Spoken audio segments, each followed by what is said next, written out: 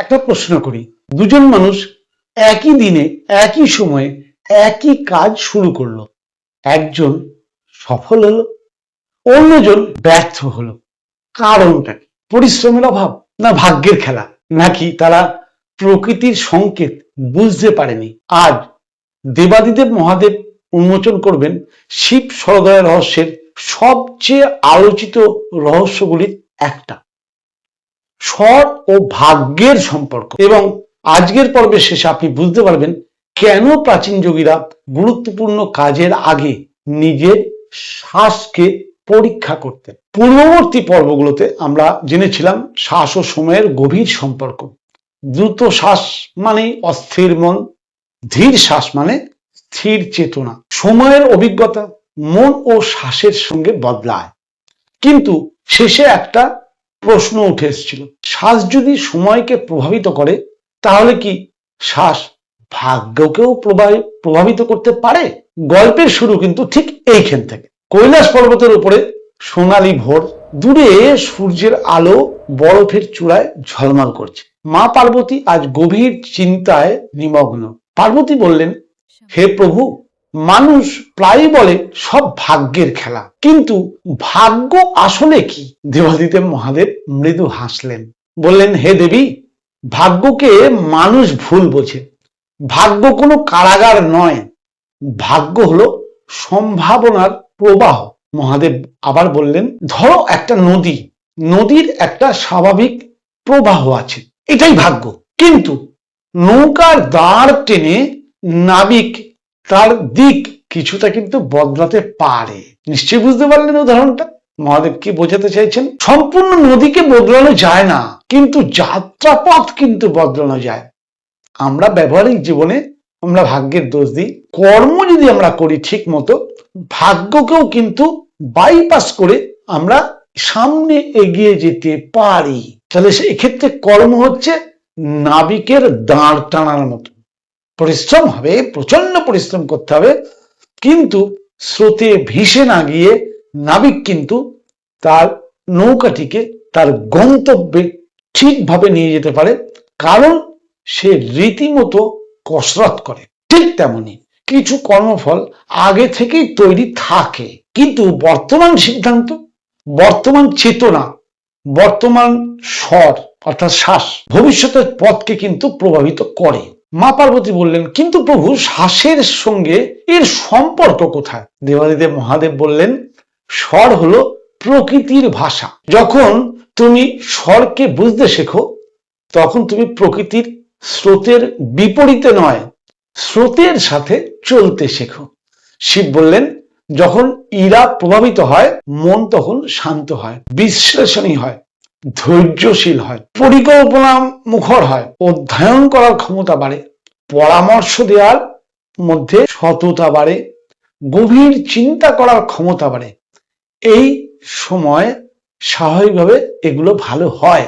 কিন্তু যখন পিঙ্গলা সক্রিয় হয়, তখন উদ্যোগ বাড়ে, নেতৃত্ব দেওয়ার ক্ষমতা বাড়ে, আলোচনা করার ক্ষমতা বাড়ে, ভ্রমণের মানসিকতা তৈরি হয়, ব্যবসায়িক সিদ্ধান্ত নেওয়ার ক্ষমতা বাড়ে। এবং এগুলো কিন্তু শুধু বাড়ে না, অধিক শক্তিশালী হতে পারে যদি আমাদের পিঙ্গলা নাড়ি অ্যাক্টিভ হয়। এখানেই রহস্য। স্বর কোনো জাদু নয়, স্বর আপনাকে বলে দেয় এই মুহূর্তে প্রকৃতি কোন শক্তিকে সমর্থন করছে। বুঝতে পারলেন নিশ্চয়ই? তাহলে স্বর কি ভাগ্য বদলায়?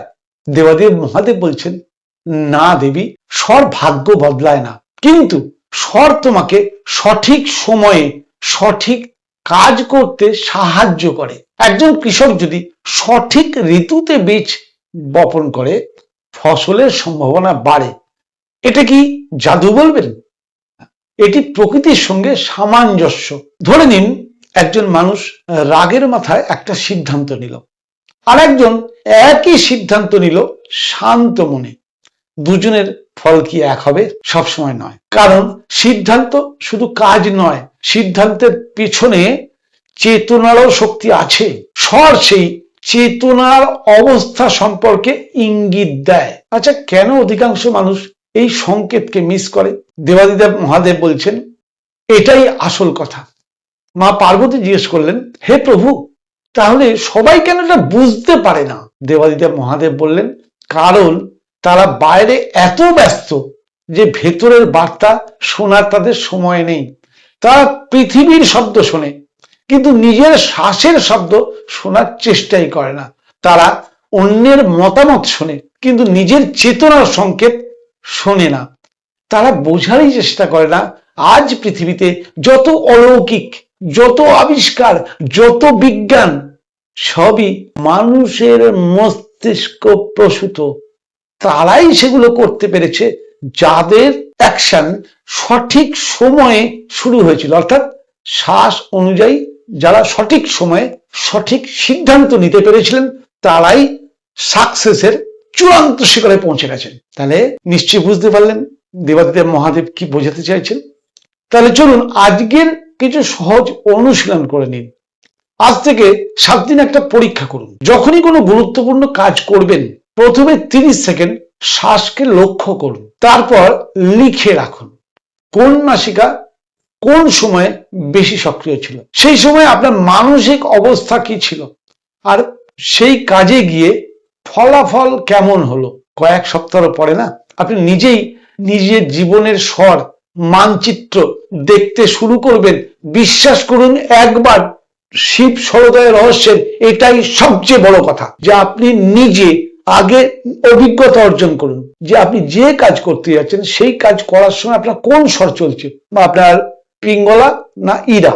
নোট করুন পিঙ্গলা চলাকালীন সেই কাজ করে আপনি কতটা সাকসেস পেলেন, আর কোনোদিন ইরা চলাকালীন সেই কাজ করে কতটা সাকসেস পেলেন। তবে তো আপনি বুঝবেন যে দেবাদিদেব মহাদেব বা শিব সরোদয় রহস্য সত্যি রহস্য না এটা একটা গল্প মাত্র। গল্প আরো গভীরে যেতে শুরু করে। পার্বতী কিছুক্ষণ নীরব রইলেন, তারপরে বললেন, হে প্রভু, যদি স্বর প্রকৃতির ভাষা হয় তাহলে প্রকৃতি কি আগাম সংকেত দেয়? শিবের মুখে রহস্যময় হাসি ফুটে উঠল। হ্যাঁ দেবী, এবং সেই কারণেই প্রাচীন ঋষিরা যাত্রা, সাক্ষাৎ, বাণিজ্য, এমনকি যুদ্ধের আগেও স্বর পরীক্ষা করতেন। ঠিক সেই মুহূর্তে আকাশে একটা তীব্র বিদ্যুৎ ঝলসে বাতাসের দিক বদলে গেল, যেন প্রকৃতি নিজেই কোনো গোপন বার্তা দিতে চাইছেন। আগামী পর্বে আমরা আলোচনা করব কোন স্বরে যাত্রা শুরু করা শুভ, কোন স্বরে গুরুত্বপূর্ণ মানুষের সাথে সাক্ষাৎ করা উচিত, কেন প্রাচীন যোগীরা ঘর থেকে বের হওয়ার আগেও স্বর পরীক্ষা করতেন, ভুল স্বরে শুরু করলে কাজের ফল কি বদলে যেতে পারে, যাত্রা, সাক্ষাৎ ও কর্মের শুভ স্বর শিবের এটা গোপন নিয়ম। এবার আমরা প্রবেশ করব শিব সরোদয়ের সবচেয়ে ব্যবহারিক অধ্যায়ে, যেখানে শিব আমাদের শেখাবেন ঘর থেকে বের হওয়ার আগে কোন পা আগে ফেলতে হবে, কোন স্বরে যাত্রা শুরু করতে হবে, এবং কেন এই ক্ষুদ্র বিষয়গুলি কখনো বড় ফল এনে দেয়। দেখুন, আমরা এক কথায় বলে দিতে পারি কুসংস্কার এড়িয়ে যাওয়া খুব সোজা, যাবেন এড়িয়ে।